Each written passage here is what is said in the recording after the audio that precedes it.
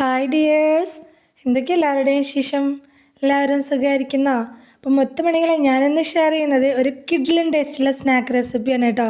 മക്കളൊക്കെ സ്കൂളിൽ വിട്ട് വരുമ്പോൾ കൊടുക്കാനായിട്ടോ വൈകുന്നേരത്തെ ഈവനിങ് സ്നാക്കായിട്ടൊക്കെ ഒരു കട്ടൻ ചായയുടെ കൂടെയൊക്കെ കഴിക്കാൻ പറ്റിയിട്ടുള്ള നല്ലൊരു സ്നാക്ക് റെസിപ്പിയാണ്.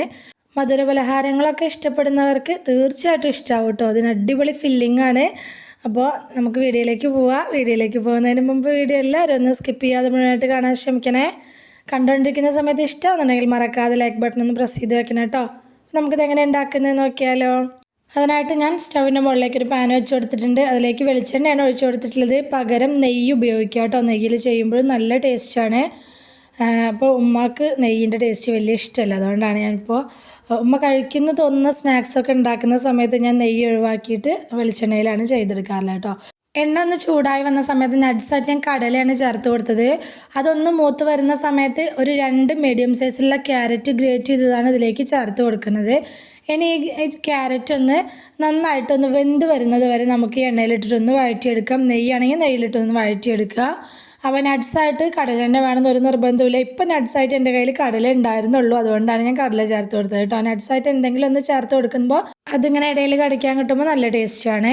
അപ്പോൾ നമ്മുടെ ക്യാരറ്റൊക്കെ നല്ലപോലെ വെന്ത് വന്നിട്ടുണ്ട്. നല്ലപോലെ വെന്ത് വന്ന ശേഷം ഇതിലേക്ക് ഞാനൊരു കപ്പ് തേങ്ങ ചേർത്ത് കൊടുത്തിട്ടുണ്ട്. അപ്പോൾ ഈ ക്യാരറ്റിനാണെങ്കിലും തേങ്ങയ്ക്കാണെങ്കിലും പ്രത്യേകിച്ച് ഒരു അളവൊന്നുമില്ല കേട്ടോ. നട്ട്സിനാണെങ്കിലും അതൊക്കെ നമ്മളുടെ ഒരു ഇഷ്ടത്തിനനുസരിച്ച് ഫില്ലിങ്സ് എത്രത്തോളം വേണം നോക്കിയിട്ട് അതിനനുസരിച്ച് എടുക്കുക. തേങ്ങ ചേർത്ത് നന്നായിട്ടൊന്ന് മിക്സാക്കി എടുത്ത ശേഷം ഇതിലേക്ക് ഞാൻ 1/2 കപ്പ് ശർക്കരപ്പാനിയാണ് ഒഴിച്ചു കൊടുക്കുന്നത്. ഞാൻ ശർക്കര പാനിയാക്കിയിട്ട് ഉരുക്കിയെടുത്ത ശേഷം അരിച്ചിട്ട് ഫ്രിഡ്ജിൽ വെച്ചിട്ടുണ്ടായിരുന്നതാണ് കേട്ടോ. അതാണ് അങ്ങനെ കട്ടിയായിട്ടിരിക്കുന്നത്. ഒന്ന് ചൂടായി വരുന്ന സമയത്ത് അതങ്ങ് അലിഞ്ഞ് വന്നോളൂ കേട്ടോ. മധുരത്തിന് ശർക്കരയ്ക്ക് പകരം പഞ്ചസാരയും ചേർക്കുക. കുറച്ചുകൂടി നല്ലതായിട്ട് എനിക്ക് തോന്നിയത് ശർക്കരയാണ്. അപ്പോൾ ശർക്കര ഇല്ലയെന്നുണ്ടെങ്കിൽ പഞ്ചസാരയിലും ചെയ്തെടുക്കാം കേട്ടോ. അപ്പോൾ ഇനി ഈ ശർക്കര പാനിയിൽ കിടന്നിട്ട് കുറച്ച് നേരം ഈ തേങ്ങയും ക്യാരറ്റൊക്കെ നല്ലപോലെ ഒന്ന് വറ്റി വരണം. അതുവരെ നമുക്കിതൊന്ന് വഴറ്റി കൊടുക്കുക. ഇതിൻ്റെ ഇടയിൽ ഞാൻ ഇതിലേക്ക് കുറച്ച് ഏലക്കായപ്പൊടി ചേർത്ത് കൊടുക്കുന്നുണ്ട്. 1 ടീസ്പൂൺ ഏലക്കായപ്പൊടി ചേർക്കുന്നുണ്ട്. പഞ്ചസാര കൂട്ടി പൊടിച്ച് വെച്ചതുകൊണ്ടാണ് 1 ടീസ്പൂൺ ചേർത്തത് കേട്ടോ. ഏലക്കായ മാത്രമായിട്ട് പൊടി ചേർക്കുകയാണെങ്കിൽ ഒരു 1/4 ടീസ്പൂണൊക്കെ ചേർത്ത് കൊടുത്താൽ തന്നെ മതിയാവും. ഇനി ഇത് നല്ലപോലെ മിക്സാക്കി എടുക്കുക. നല്ലപോലെ മിക്സാക്കി എടുത്തിട്ട് ഈ ശർക്കരയിലെ വെള്ളമൊക്കെ ഒന്ന് വറ്റിയതായി ഇതുപോലെ ഒന്ന് ഡ്രൈ ആയി വരുന്ന സമയത്ത് നമുക്ക് ഫ്ലെയിം ഓഫാക്കി കൊടുക്കുക. ഇനി വേറൊരു പാത്രം അടുപ്പിലേക്ക് വെച്ച് കൊടുത്തിട്ടുണ്ട്. അതിലേക്ക് ഞാനൊരു 3 കപ്പ് വെള്ളം ഒഴിച്ചു കൊടുക്കുന്നുണ്ട്. അപ്പം നമ്മൾ റവ വെച്ചിട്ട് ഇത് ചെയ്തെടുക്കുന്നത്. അപ്പോൾ എത്രത്തോളം റവ എടുക്കുന്നുണ്ട് അതിനനുസരിച്ചുള്ള വെള്ളമാണ് ഒഴിച്ചു കൊടുക്കേണ്ടത് കേട്ടോ. ഞാനിപ്പോൾ ഒരു 3 കപ്പ് വെള്ളം ഒഴിച്ചു കൊടുത്തിട്ടുണ്ട്. അതിലേക്ക് ആവശ്യത്തിന് ഉപ്പും കൂടി ഇട്ട് കൊടുത്തിട്ട് ഒന്നങ്ങ് മൂടി വെച്ച് കൊടുക്കുന്നുണ്ട്, പെട്ടെന്ന് തിളച്ച് കിട്ടാനും വേണ്ടിയിട്ടാണ്. അപ്പോൾ നമ്മുടെ വെള്ളമൊക്കെ നല്ലപോലെ തിളച്ച് വന്നിട്ടുണ്ട്. ഈ സമയത്ത് ഞാൻ അതിലേക്ക് 1/2 കപ്പ് റവയാണ് ചേർത്ത് കൊടുക്കുന്നത്. പിന്നെ അതിലേക്ക് ഒരു 2 ടേബിൾ സ്പൂണോളം അരിപ്പൊടി കൂടി ചേർത്ത് കൊടുത്തിട്ടുണ്ട്. അപ്പോൾ അരിപ്പൊടിയും മൈദപ്പൊടി ഇതിൽ ഏത് വേണമെങ്കിലും ചേർത്ത് കൊടുക്കുക. മൈദപ്പൊടി കയ്യിലുള്ളവർ മൈദപ്പൊടി ചേർത്ത് കൊടുത്താലും മതി കേട്ടോ. ഇനി ഇത് ഫ്ലെയിം ഒന്ന് കുറച്ച് വെച്ചിട്ട് നല്ലപോലെ ഒന്ന് ഇളക്കി മിക്സാക്കി യോജിപ്പിച്ചെടുക്കണം. ഇതിൽ വെള്ളമൊക്കെ ഒന്ന് വറ്റി ഇതൊന്ന് കട്ടിയായിട്ട് വരുന്നത് വരെ നമുക്കിതൊന്ന് ഇളക്കി മിക്സാക്കി എടുക്കണം. ഇത് നമുക്കൊന്ന് കുഴച്ചെടുക്കാനും വേണ്ടിയിട്ടുള്ളതാണ്. അപ്പോൾ അതിന് പാകത്തിനായി കിട്ടുന്നത് വരെ ഇതുപോലെ ആയി കിട്ടുന്നത് വരെ നമുക്ക് ഇളക്കിയെടുത്ത ശേഷം ഫ്ലെയിം ഓഫാക്കിയിട്ട് വേറൊരു പാത്രത്തിലേക്ക് ഇതുപോലെ മാറ്റി കൊടുക്കുക. ഒന്ന് ചൂടാറി കഴിയുമ്പോൾ നമുക്കിതൊന്ന് ചെറിയ ചൂടിൽ തന്നെ ഒന്ന് കുഴച്ചെടുക്കണം. കുറച്ച് വെള്ളമോ അല്ലെങ്കിൽ ഓയിലോ ഏതെങ്കിലും ഒന്ന് കയ്യിലാക്കിയ ശേഷം ഇതുപോലെ കുഴച്ച് കൊടുക്കുക. നന്നായിട്ട് തന്നെ ഒന്ന് കുഴച്ച് സോഫ്റ്റ് ആക്കി എടുക്കണം. അപ്പോഴാണ് നമ്മൾ സ്നാക്ക് ഉണ്ടാക്കിയെടുക്കുന്ന സമയത്ത് അത് പെർഫെക്റ്റായിട്ട് കിട്ടുള്ളൂ കേട്ടോ. അല്ലെങ്കിൽ അതങ്ങനെ പൊട്ടിപ്പോവാനൊക്കെ ചാൻസ് ഉണ്ട്. അപ്പോൾ ഞാനിപ്പോൾ അത് കുഴച്ചെടുത്തിട്ടുണ്ട്. അതിനെ 2 പോർഷനാക്കി എടുത്തിട്ടുണ്ട്. ഇനി ഒരു വലിയ ചപ്പാത്തിക്ക് വേണ്ടി നമ്മൾ ബോൾസാക്കി എടുക്കുന്ന പോലെ ഉരുളകൾ അത്രയും വലിയ ബോൾസായിട്ട് തന്നെ എടുക്കുക കേട്ടോ.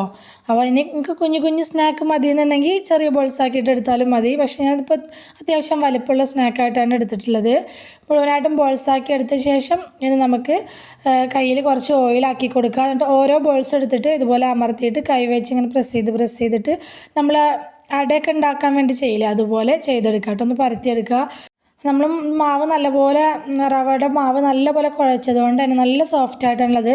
അതുകൊണ്ട് തന്നെ നല്ല ഈസി ആയിട്ട് ഇത് പരത്തിയെടുക്കാനും പറ്റും കേട്ടോ.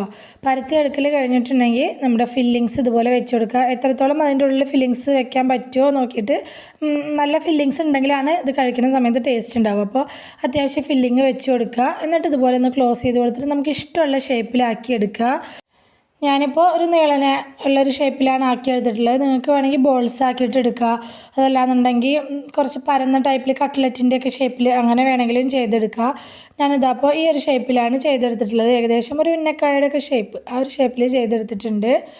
ബാക്കിയുള്ള സ്നാക്കും ഇതുപോലെ തന്നെ ആക്കിയെടുക്കുക. പിന്നെ സബ്സ്ക്രൈബ് ചെയ്യാതെ കാണുന്ന നമ്മുടെ പുതിയ കൂട്ടുകാർ ആരെങ്കിലും വീഡിയോ കാണുന്നവരുണ്ടെങ്കിൽ പ്ലീസ് ഒന്ന് സബ്സ്ക്രൈബ് ചെയ്ത് സപ്പോർട്ട് ചെയ്യണേ. കൂടെയുള്ള ബെൽ ബട്ടണും കൂടി ഒന്ന് ക്ലിക്ക് ചെയ്ത് വെക്കുകയാണെങ്കിൽ ഞാനിടുന്ന പുതിയ വീഡിയോസിൻ്റെയൊക്കെ നോട്ടിഫിക്കേഷൻ നിങ്ങൾക്ക് കിട്ടുന്നതായിരിക്കും കേട്ടോ. പുതുതായിട്ട് കാണുന്ന കൂട്ടുകാരോടാണ്, നമ്മുടെ ചാനലിൽ നല്ല നല്ല റെസിപ്പീസൊക്കെ ഞാൻ പോസ്റ്റ് ചെയ്തിട്ടുണ്ട്. സ്നാക്സിൻ്റെയും പുഡിങ്സിൻ്റെയും റൈസിൻ്റെയൊക്കെ റെസിപ്പീസ് പോസ്റ്റ് ചെയ്തിട്ടുണ്ട്. അപ്പോൾ താല്പര്യമുള്ളവർ അതുകൂടി ഒന്ന് കയറി നോക്കി സപ്പോർട്ട് ചെയ്യണം കേട്ടോ. അപ്പോൾ നമ്മുടെ സ്നാക്കൊക്കെ ഞാൻ ഇതപ്പോൾ ഇവിടെ മുഴുവനായിട്ട് ഇതുപോലെ ആക്കിയെടുത്തിട്ടുണ്ട്. ഈ ഒരു ഷേപ്പിലാക്കി എടുത്തിട്ടുണ്ട്. ഇനി ഇതൊന്നല്ലെങ്കിൽ നമുക്ക് ആവി കയറ്റിയെടുക്കുക, അല്ലെങ്കിൽ നമുക്ക് ഫ്രൈ ചെയ്തെടുക്കുക. ഞാനിപ്പോൾ ഇത് ഫ്രൈ ചെയ്തെടുക്കുകയാണ് ചെയ്യുന്നത്. അതിനായിട്ട് ഒരു പാനിൽ കുറച്ച് വെളിച്ചെണ്ണ ഒഴിച്ചു കൊടുത്തിട്ടുണ്ട്. വെളിച്ചെണ്ണ ഓയിലോ എന്താണോ കയ്യിലുള്ളത് അതെടുക്കുക. ആവിയിൽ വേവിച്ചെടുക്കുമ്പോൾ കുറച്ച് ഹെൽത്തി ആയിട്ട് കഴിക്കാൻ പറ്റും കേട്ടോ നമുക്ക്. ഞാനിപ്പോൾ ഇത് ഫ്രൈ ചെയ്തെടുക്കുകയാണ് ചെയ്തിട്ടുള്ളത്. എണ്ണ നല്ല പോലെ ചൂടായി വന്ന ശേഷം മാത്രം നമ്മുടെ സ്നാക്ക് ഇതിലേക്ക് ഇട്ട് കൊടുക്കുക. ഇട്ട് കൊടുത്ത് കുറച്ച് സമയം അടിഭാഗം ഒന്ന് മൊരിഞ്ഞ് വരുന്നത് വരെ വെയിറ്റ് ചെയ്യുക. അതിനുശേഷം മാത്രം ഇത് തിരിച്ചിട്ട് കൊടുത്താൽ മതി കേട്ടോ. അല്ലെങ്കിൽ അത് റവ ആയതുകൊണ്ട് തന്നെ പൊട്ടിപ്പോകാനൊക്കെ ഉള്ള ചാൻസ് ഉണ്ട്. അപ്പോൾ ഞാൻ കുറച്ച് നേരം ഒന്ന് വെയിറ്റ് ചെയ്ത ശേഷം ഇത് തിരിച്ചിട്ട് കൊടുക്കുന്നുണ്ട്. പതിയെ വേണം ചെയ്യാനായിട്ട് കേട്ടോ. ഒരുപാട് സ്പീഡിലങ്ങ് ചെയ്യരുത്. പതിയെ വേണം ഇത് തിരിച്ചിട്ട് കൊടുക്കാനായിട്ട്. പൊട്ടിപ്പോയി കഴിഞ്ഞാൽ ഫില്ലിങ്സ് പുറത്ത് വരും, നമ്മുടെ എണ്ണയൊക്കെ ആകെ നാശമായി പോകും കേട്ടോ. അപ്പോൾ അടുത്ത ട്രിപ്പ് ഇട്ട് കൊടുക്കുന്ന സമയത്ത് ആ സ്നാക്കൊന്നും കാണാൻ ഒരു ഭംഗിയുണ്ടാവില്ല. ഞാൻ പറഞ്ഞില്ലേ, എണ്ണയിൽ മുക്കി പൊരിച്ചെടുക്കണമെന്ന് ഒരു നിർബന്ധമില്ല കേട്ടോ. ഇവിടെ പൊരിച്ചതിനോട് കുറച്ച് ഇഷ്ടക്കൂടുതലുള്ളത് കൊണ്ടാണ് ഞാനിത് പൊരിച്ചത്. ആവിയിൽ ചെയ്തെടുക്കുകയാണെങ്കിൽ നല്ല ഹെൽത്തി ആയിട്ട് തന്നെ അത് കഴിക്കാനും പറ്റും. ഒരു സ്റ്റീമറിലോ അല്ലെങ്കിൽ ഇഡ്ഡലി ചെമ്പിലോ ഒക്കെ വെച്ചിട്ടൊന്ന് ആവിയായിട്ട് എടുത്താലും മതി കേട്ടോ. അപ്പോൾ നമ്മുടെ സ്നാക്ക് തിരിച്ചും മറിച്ചൊക്കെ ഇട്ട് കൊടുത്തിട്ട് ലൈറ്റായിട്ടൊരു ഗോൾഡൻ കളർ ആവുന്നത് വരെ നമുക്കിതൊന്ന് ഫ്രൈ ചെയ്യാം. അപ്പോൾ ഇതായിട്ടുണ്ട്. ഇത് ഞാൻ എണ്ണയിൽ നിന്ന് കോരി മാറ്റുന്നുണ്ട്. അപ്പോൾ ആദ്യം ഇട്ട് കൊടുത്തത് നമ്മൾ മുഴുവനായിട്ട് ഇതവിടെ ഫ്രൈ ചെയ്ത് കോരി മാറ്റിയിട്ടുണ്ട്. ബാക്കിയുള്ള സ്നാക്കും ഇതുപോലെ തന്നെ ഫ്രൈ ചെയ്തെടുക്കുക. എണ്ണയിലേക്ക് ഇട്ട് കൊടുക്കുന്ന സമയത്ത് അത്യാവശ്യം ചൂടുണ്ടാവണം കേട്ടോ എണ്ണയ്ക്ക്. അത് കഴിഞ്ഞിട്ടുണ്ടെങ്കിൽ നമ്മൾ മീഡിയം ഫ്ലെയിമിലേക്ക് ആക്കി വെച്ച ശേഷം ഫ്രൈ ചെയ്തെടുക്കുക കേട്ടോ. ഇതപ്പോൾ നമ്മുടെ അടിപൊളി ടേസ്റ്റുള്ള നമ്മുടെ ഈവനിങ് സ്നാക്ക് ഇവിടെ റെഡി ആയിട്ടുണ്ട്. റവ, ക്യാരറ്റ്, തേങ്ങ ഒക്കെ വെച്ച് ചെയ്തെടുത്തിട്ടുള്ള നല്ല ടേസ്റ്റുള്ള റെസിപ്പിയാണ് കേട്ടോ. നല്ല ടേസ്റ്റുള്ളൊരു ഫില്ലിങ്ങാണ് ഇതിൻ്റെ. തീർച്ചയായിട്ടും നിങ്ങളൊന്ന് ട്രൈ ചെയ്ത് നോക്കുക കേട്ടോ. കുട്ടികൾക്കും മുതിർന്നവർക്കൊക്കെ ഒരുപോലെ ഇഷ്ടപ്പെടുന്ന നല്ലൊരു ഈവനിങ് സ്നാക്കിൻ്റെ റെസിപ്പിയാണ് ഷെയർ ചെയ്തിട്ടുള്ളത്. അപ്പോൾ നമ്മുടെ ഇന്നത്തെ ഈവനിങ് സ്നാക്കിൻ്റെ റെസിപ്പി എല്ലാവർക്കും ഇഷ്ടമായി എന്ന് വിചാരിക്കുകയാണ്. ഇഷ്ടമായിട്ടുണ്ടെങ്കിൽ മറക്കാതെ ലൈക്ക് ചെയ്യണേ. അതുപോലെ തന്നെ ഹൈപ്പ് ചെയ്യണേ. നിങ്ങളുടെ അഭിപ്രായങ്ങളൊക്കെ കമൻ്റായിട്ട് പറയണം. റെസിപ്പി ഇഷ്ടമായിട്ടുണ്ടെങ്കിൽ നിങ്ങൾക്ക് ഉപകാരപ്പെട്ടു എന്ന് തോന്നുന്നുണ്ടെങ്കിൽ നിങ്ങളുടെ ഫ്രണ്ട്സിനോ ഫാമിലിക്കോ ഒക്കെ ഒന്ന് ഷെയർ ചെയ്ത് കൊടുക്കുക കൂടി വേണേ. ഇതുവരെ കൂടെ നിന്ന് സപ്പോർട്ട് ചെയ്തിട്ടുള്ള എൻ്റെ എല്ലാ മുത്തുമണികൾക്കും ഒരുപാട് നന്ദി. എന്നാൽ ശരി, സിമ്പിൾ ആൻഡ് ടേസ്റ്റി റെസിപ്പിയുമായി ഞാൻ വീണ്ടും വരാം. ബൈ.